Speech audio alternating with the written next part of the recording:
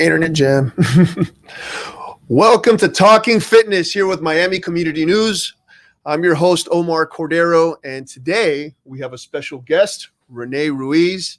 I have invited him over to the show because, again, I would like to show working professionals that there is so much out there in terms of fitness and how you can do it day to day.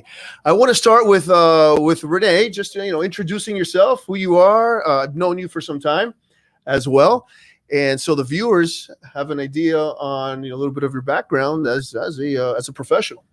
Thank you, Omar. It's my pleasure to be here with you. As you know, I'm 43 years old. I've been an attorney since I was 23 years old, so I've been a lawyer for 20 years now. I'm a shareholder and a director at Stearns Weaver Miller. I'm a labor law attorney. About 10 years ago, I founded a charter school in Miami called SLAM, Sports Leadership Arts and Management. It did very well, and over the last 10 years, we've scaled it to the point where we've got 11 campuses around the country in different states. So, as you know, I'm really busy, and you have really been instrumental in helping me stay fit. Little by little, and that's one of the most important parts, because he said something that really drives home to a lot of people. He's really busy. Most of us are busy, especially as professionals. I mean, from the moment we wake up, and even if you have kids, it makes it even harder. But from the moment you wake up, it's just constant grind. It's the schedule. You're living and dying by that schedule. So with that, how do you really incorporate health and wellness into that equation? That's always the secret. How do you do that? And some people can do it, and some people have a really hard time. Now, talk to us a little bit about when when there was a time that you struggled with weight a little bit, because I remember when I met you years back, and kind of what was that catalyst? What happened? Because I mean, there must have been some epiphany or something that happened, says, I need to do something because I just can't continue like this. So just talk to us a little bit about that. What was kind of the that push? Well, I think that when I started as an attorney, one of the things that I learned really quickly is that I had lost control over my time, especially in the beginning when I didn't have my own clients. I was working very long hours in a very demanding profession, and I didn't have a lot of spare time, and I didn't really have a lot of control over my time, so I couldn't really schedule. I had always worked out. I had always done well eating. I had always been what I considered fit, and that sort of started lagging, I would say, in 2007, 2008, 2009. In 2009, I started going back to the gym, and that's where I met you. I actually met you here in South Miami at the LA Fitness in that's right, in Sunset Place. And I met you through a friend who I was working out with, who wasn't very consistent in going to the workouts. I met you, and very quickly, you were always there. You got my number. You started texting me to find out what I was eating, I was doing. You seem to care more about my workouts than I did. And that, one of the things that you taught me early on, which is absolutely true, which is that it doesn't matter how busy you are, you make time for the things that are important. Yeah. And life, really, that's one of the key skills in life, is trying to make sure that you always make the time for the things you consider important. So the question is, what do you consider important? And I, at that point is when I shifted, I guess at that point I was in my early 30s, and starting to notice, my metabolism wasn't as quick as it used to be. I couldn't just decide I was going to lose 10 pounds in a week. Yep. And I started feeling like, if you're not going forward, now you're actually moving backwards. If you eat poorly for an extended period of time, now you're going to gain weight. It's going to be even harder to put it off. So right around there, very soon after I met you and we started working out religiously, is when I said, listen, this has to be a priority in my life. And it's been a priority since then. I mean, I guess it's been 12, 13 years. My God, it's been that long already. Oh. And I mean, since that moment, I mean, I very quickly got into shape, and I've been in the shape I want to be in since then. So I mean, I definitely credit you for that change. No, thank you. But it's really interesting, because you kind of see how most clients, when they come on board, they have this hard time, right? They need that accountability. And this is something that I want the viewers really to understand, is mindset is the biggest key to all this. Everyone gets so caught up on the fitness aspect, on the nutritional aspect. That stuff means nothing. It means nothing unless we have the mindset in play. So you actually do something pretty interesting that most of my clients do, and I think, and it's still a challenge day to day. I've been trying my best over time to hone in on this. Is now you are texting me, you're reaching out to me on days going, hey, when can we work out? When can we get something in? When can I do that training camp? And I already know when I have someone in that zone and that capacity, their mindset is now shifted. With that mindset shift, the rest is history. Because now it's like that fire within that really pushes that individual. So now not only do they have the accountability of the trainer or the fitness professional, but now they have that fire within connected, and it's like the perfect recipe. And that's where the success really starts to happen. There's stories. I mean, on a Sunday, I mean, I could get a text, and we live relatively close. Hey, what can we meet and do some stairs in the stairwell on a building here near South Miami? And we're like, absolutely, let's go. And it's that desire, it's that drive. So, the hardest part of all this is making the first step. Right. You got to make the commitment. And then, I'm a very results oriented person. My job demands results. I get paid to deliver results. So when I see results, I get excited. Right. So very early on, one of the other things that I focused on, it's not just going to the gym, but it's what you do with your diet. I mean, that makes such a huge difference, especially again, as our metabolism slow down. So, I mean, you help me with my diet, getting on the diet, making sure that I work out enough during the week. I don't have time to work out every day, which is why I reach out to you, because I mean, if I could get you to work out with me 1 day a week, I mean, I couldn't do that 3 days or 4 days by myself, what the results I get in 1 day. So, I mean, the mindset where I'm at now is I know, I have a rough schedule of what I want to accomplish fitness wise during the week. I try to get as much of that as I can by myself. I have a gym in my office. But I know that if I can get you 1 or 2 days, I mean, that's going to be, there's no way I could have done that on my own. So, I mean, to me, that's, now we've been pretty religiously working out on Thursdays, and Sundays are always easier for me. So, I mean, if I knock those 2 out of the week, I know that I had a great weweek. That's and that's the key, because a lot of times people like to schedule whenever they find the time. And that's what makes it very difficult. Oh, I might have some time on a Thursday at 5:00, or maybe I could do 6:00. The best recipe for success is already to have a time slot that's your time. And this is what I tell people all the time, and they start laughing. And most of your viewers, when you hear this, you're probably going to chuckle when I tell you this, is if you're making appointments with clients, with your doctor, with anything, why can't you make an appointment with yourself? I mean, it's as crazy as that sounds. When you're looking at your timeline, your schedule, I mean, make an appointment with yourself. That hour is your appointment time, and it will really start to put you in that path. So a lot of the times is what I tell clients is find a space in your timeline, in your day-to-day timeline. So let's say if it's 5:00 in the afternoon, you got to run to that appointment, because this is probably the most important appointment, is the foundation of everything, which is you. If you're not running at 100% capacity, if you're not, your energy is not off the roof, you're not going to function, and everything else will fall apart.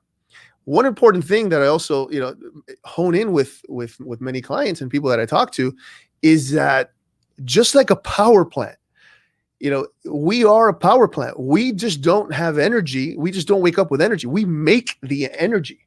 We have to make the energy. And how do we make the energy? Is obviously with the nutrition, with sometimes caffeine helps, I'll tell you that. But the nutrition, the exercise, everything that comes into play to make the energy, even your mindset comes into play.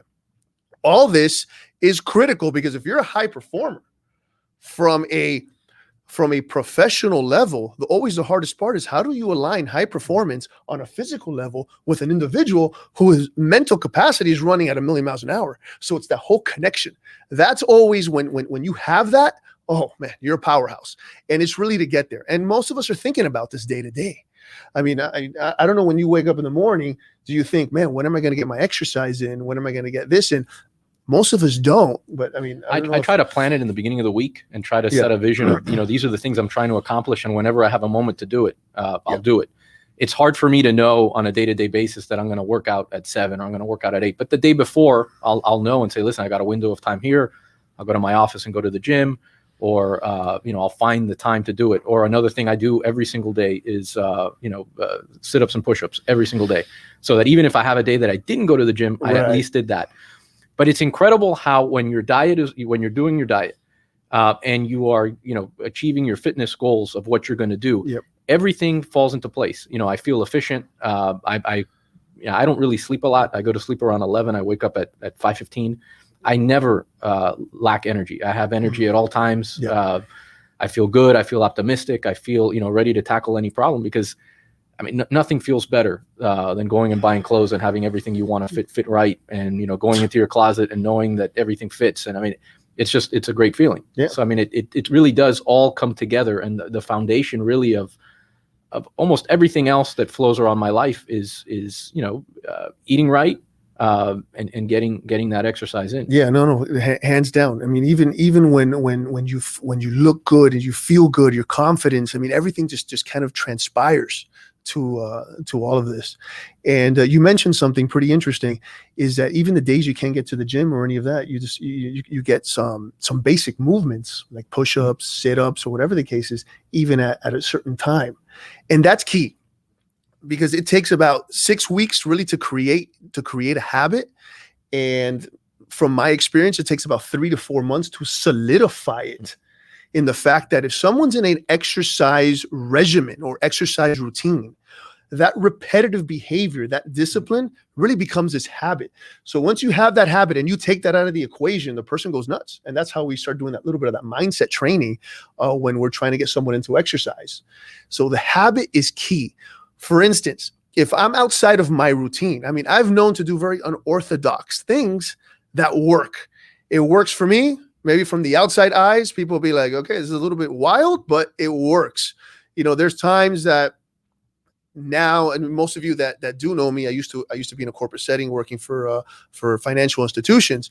And there was times that I would leave very, very late at night and I couldn't get a workout in. But guess what?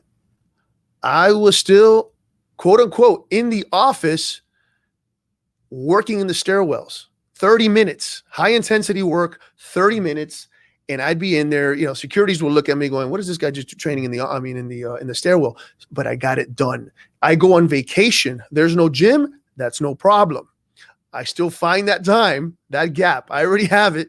And guess what I do on vacation? If it's on the beach, I'm working on the beach. If we are in skiing, right, or we're in a cold environment, which we've been on vacation before, and what have we done at night? Right? Ladies they go hang out.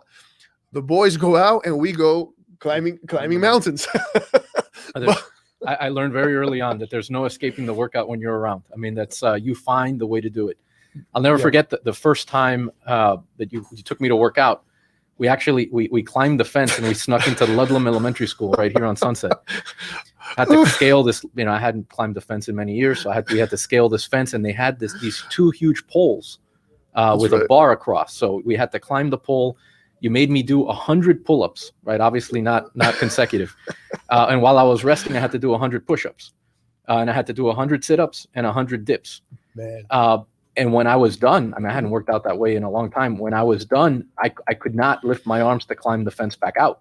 So we had to sit there for hours. I think it was 2 or 3 hours until I could get to the point where I could climb the fence to escape the elementary school. That was such a long time ago. But I mean, wherever we've been, you have found a way to find a punishing workout within what you found in the environment. That's the key. There's a quote that I always mention, and I really want the viewers to take this to heart, because it's so important if you really want to make a change in fitness. Is do not let your environment control your fitness. Let your fitness control your environment. What I mean by that is that's the nexus. That's the point where you start planning that first, then everything else will fall into it. It's very difficult, but I promise that once you do it, everything falls in line. It's just a matter of having that mindset on how to let your fitness control your environment.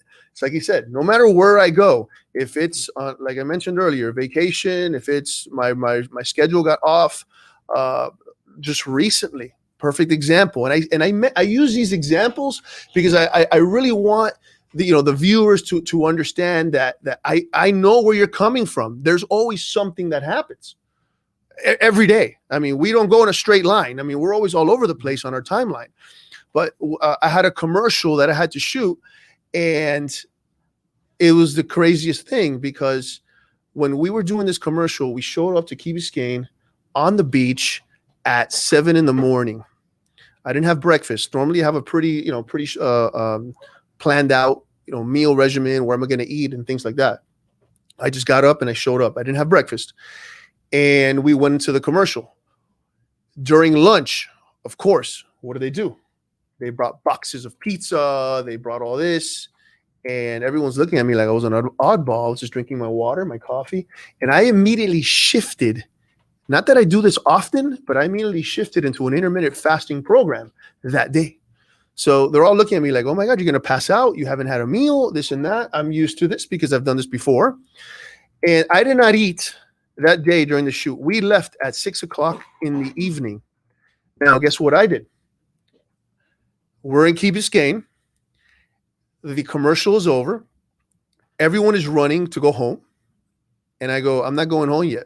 I'm going to work out. People are like, you're going to do what? You haven't had a meal? You haven't had... Obviously, there's strategic elements that I put into consideration. So I go to the bridge. And I did my programming on the Key Biscayne Bridge for 45 minutes. I came out of there feeling like $1 million. And then after that, I ate. And I ate like 3 or 4 more meals after that time frame. So all I did was a strategic shift. I know what I'm doing when it comes to these things because I do this every day. But that's what I mean. It's just I was able to grasp that change of schedule and make that difference. To the outside eye, I'd probably look like an oddball. But again, it works. And it's something that if you want to take control of your life, you want to take control of your fitness, this is how you do it. I mean, that's something, important. I mean, you feel energized every day. I mean, it's every day. And it's really the little things. It's really the accumulation of small steps that really make the big difference. Like I said, every single day, no matter what, even if I'm going to work out, I'm going to do 200 sit-ups and I'm going to do 100 push-ups. And it's easy because I do them right before I shower. So, I mean, there's no getting away from it. The time will be there to do it. That's it. But something that seems pretty insignificant and takes, 5 minutes to do, when you add it up for the week, I mean, now all of a sudden I've done 1,000 sit-ups and I've done 500 push-ups. Exactly. Multiply that by the year. And that's even not counting any actual workouts. So, I mean, just, once you start establishing that pattern, I mean, you couple that with a good diet, and I mean, you have to see the results. There's no way that you don't. 100%. I mean, it's like I always say, there's positive consistency and negative consistency. So, for instance, you eat the cake every day. Let's say you eat the cake one time, nothing's going to happen. All right, it's not a big deal. You eat it every day. In a year, you're going to see the difference. Now, you work out, you follow the program every day. In a year, you're going to see the difference. That's what people do not understand. It's that repetitive behavior. It's that positive consistency. And I find that the mind plays tricks on you. Like, you can gain a lot of weight, and you're when you look at yourself in the mirror, for the most part, at least me, you look the same. It's That's when right. you run into somebody that hasn't seen you in a while, and that they either say like, "Wow, you really look like you've put on weight," or the opposite, you look fantastic. You look really fit. I mean, it's really when somebody who hasn't seen you in a while sees you that you get to notice, the difference. That's big. That's big because you really never notice. Or sometimes when you look at your pictures, you're like, oh my God, right? Why I look so different. So that's also another thing. Whenever you see yourself in the mirror, you're not going to see the difference. That's granted. You're not going to see the difference unless either you see it in a picture or somebody tells you. Just understand that it's this, you have to be telling yourself on a day-to-day basis over and over and over and over again.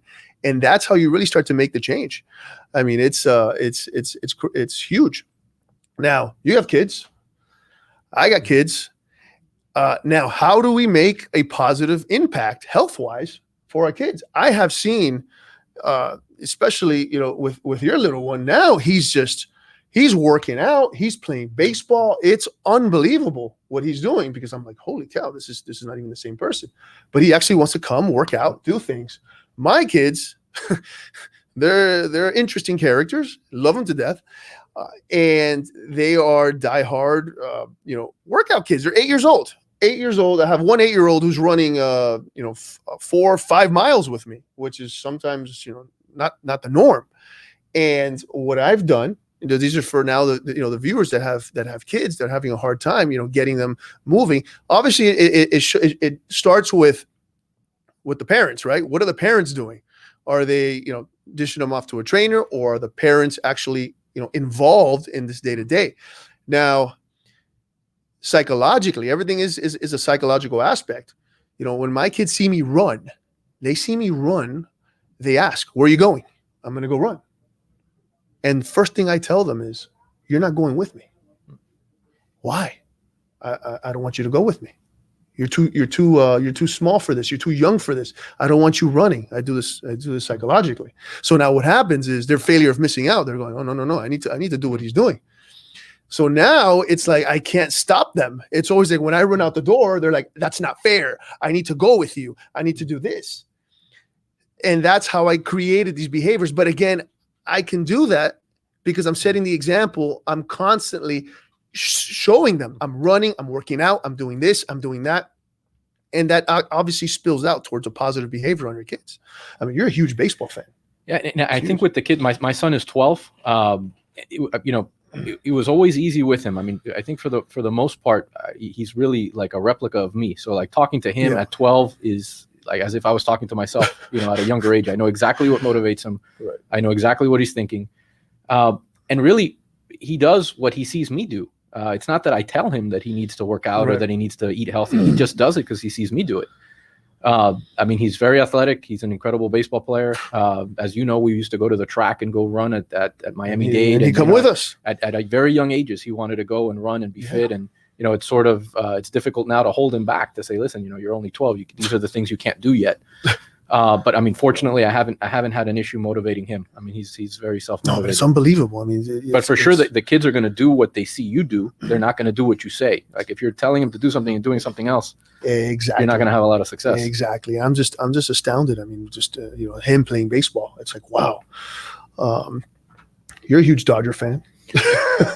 Yeah, I mean, he probably the biggest. He really Dodger doesn't fan. have a choice but to be a baseball fan. He's been a baseball fan since he was very young, and he's fortunate enough that he's gotten to meet a lot of players on the team, and they've all been really nice to him. So he's my God, he's a very fortunate kid. He got to be the bat boy for the team last year during the World Series. Like he's a fortunate kid. That's awesome.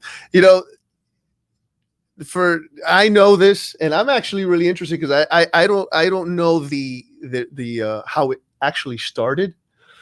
But Renee probably has the biggest or the largest Dodger collection, I think. I think. No, I mean, I've discussed it with one of the owners, Stan Kasten, and he agrees that I've got more than he does. It's crazy. It's like half the house is a Dodger shrine. It's amazing. Yeah. So, I mean, I grew. My dad was a Dodger fan by the time I was born. Right. So I think he became a Dodger fan because he hated the Yankees. And when Sandy Koufax and the Dodgers swept the Yankees in '63, he just became an instant Dodger fan. So by the time I was born, he had been a Dodger fan for many years, and it used to be a couple hours up the road, and they used to practice in Vero Beach, so it was very easy for me to, growing up, just going over it. Yeah. Right now they're in Arizona, so we go there. I mean, we've gone 33 years in a row. We've gone to see them, and as I've become an attorney, and I've had my opportunities through Slam or through my professional life to interact with the team. I've gotten to know a couple players on the team very closely. I've got so. It's always been easy for me to get memorabilia or to get players to sign stuff, or, growing up as a little boy. I mean, when I was 6 years old, I started writing letters to all the old players, and I have hundreds of thousands of autographs that I've accumulated over the years. Man, I'll never forget first time I saw that. I was like, what? Oh, players come to my house. I've had players come to my house. Like they'll make an appointment to come, and they'll always bring me something. Like, this gentleman, Larry Pittler, whose dad was the first base coach for the Dodgers from 47 to 57. Oh, wow. His dad was the first base coach. He passed away in the 60s, but he had heard of it. He reached out to me. He came, he saw it, and he brought me the watch that his dad wore during the 47 season, which was, so that watch timed Jackie Robinson take his first, steps in Major League Baseball. And, wow. So they'll all come, and Yasmani Grandal is a good friend of mine too. He's a current catcher for the White Sox, but he was an Right. all-star for the Dodgers for many years, and he left me his entire, uniform that he wore in the All-Star game in 2015. Man. And at this point, players come, they're photographed with the stuff, and they leave me stuff, and Yeah, no, that's unbelievable. Here's a question for you, and let's see if you remember, which I'm probably sure you remember. Your first memorabilia, the first one that started that entire collection. I remember when in 1985, so I was, I guess, 7 years old. My dad took me to the mall. Still exists. It's the mall where the Kmart is on 137th and Kendall. The mall looked very different back then. Okay. There used to be a place called Mark Twain's Riverboat Playhouse, which was, I guess, like the equivalent of a Chuck E. Cheese. I remember that. So Yeah. there was also a baseball card store there, and I remember that we went and he found a 1964 Topps card of Sandy Koufax, and he bought it. And in 1985, he paid $20 for the baseball card. Jeez. And to me, that was like mind blowing that somebody, in those days would pay $20 for a card. Jeez. And that really was what started it all. I mean, I remember just like going to sleep, just like staring at that card Wow. and, wondering how many more were there. How could I get them all? And that really just started it. And from that point on, I mean, I started a collection where, not only all the baseball cards, but all the memorabilia, all the autographs. I think I need under 100, and I'll have every single autograph of every Dodger going back to 1883 when the team was founded. So, I mean, Wow. it's unbelievable. It's very extensive. Unbelievable. Yeah. No. Yeah, we gotta do a video there one of these days. So that's You did one, and you're an excellent cameraman. I want you to do the. There's I got a new house, and there's a much bigger space dedicated to it now. So I definitely want that filmed. That's great. That's great. So I'm glad you're able to showcase your story, and especially how everything's kind of manifested with from a professional environment. You're able to manage your schedule, incorporate fitness into the equation on that. One last thing is from a trainer perspective, right? So let's say, what would be your advice if someone right now who's listening, who's been wanting to get into working out, been wanting to get into fitness, and they're just having a hard time with scheduling because of work, because of family commitments, all that? What would just kind of be a takeaway that maybe someone could be like, wow, you know what? I think I'm going to do that. Let's see what we can kind of run with this. I think you got to go. I mean, a trainer is a must. If you have a legal problem, you get an attorney. If you have a medical problem, you go see a doctor. If you need a haircut, you go to somebody to do that. I mean, it's to try to do it yourself you're probably not going to do it right. You're going to lose the motivation. Yeah. I mean, for me, it all changed after we met. And I mean, I don't think you've ever formally been my trainer, but you have been. I mean, it's on a daily basis. We're having these conversations about what I'm eating, what I need to be doing, what I need to be doing more. And you hold me accountable. You tell me there's no sugarcoating it. You've told me, listen, you've gained weight, or you look fat, or you need to do this, or you need to do. And there's really no getting around it. You put me in a position where I'm either going to improve or I'm not. Yeah. So just from the accountability, the knowledge perspective, there's been many times where I've said, listen, this diet's not working. Get me and you've given me diets that have been super high in protein, and then we've tried diets that have no carbohydrates, and we've done diets that. You gave me a diet once where the carbs, I would go from eating no carbs for 3 days to the day that we were going to work out legs, you would bombard me with carbs. Yep. I never would have been able to figure those things out on my own. So, you need to realize this is an important part of your life, and that you need a professional to help you with it. Yeah. There's a lot of things behind the scenes that most really don't understand. And if they were just to kind of look under the sheets, they would get so overwhelmed. And that's why I always tell clients, especially when they start a program, is I will educate you, but I don't want you to think too much. Just walk in through the door, and the rest is history. That's kind of where we go from there. And I know many of you have these questions, right? How can I take that first step? Or what can I do at least just to position myself towards that right path? So our website, NFSI Health. NFSI means the National Fitness Science Institute. So the NFSI Health, there you can ask any questions you have. Me or my team and I we'll be more than happy to answer any of these questions and create a dialogue to see how we can help you, how we can at least guide you in a direction. If it's not with us, it's somewhere else, because that's what we do. I mean, our mission is to really impact the masses and make the difference in each individual from a health and wellness perspective. Changing lives. That's our thing, changing lives. So the phone going off here. So I welcome you to send a message to us via on the website. If you have any topics, so we're going to be doing this every other week, these podcasts. If you have any topics you want to know about or have questions that maybe we can talk about, please post some comments below, so I could view them, read them, and see how we can construct either a show about these topics, because it's important. I mean, if you're thinking about it, it's important. And I want to address it in some way, shape, or form. I want to address it to make sure that not just you're clear on these issues, but everybody's in on the same concerns. But Renee, I mean, thank you for being on. My pleasure. I mean, Thank you, this is great, and I look forward to connecting with all you viewers to make sure that we're making an impact, we're inspiring, we're motivating you, and we're just moving in that right direction. So. Thank you again for being part of Talking Fitness, and I look forward to seeing you in the next podcast. Thank you.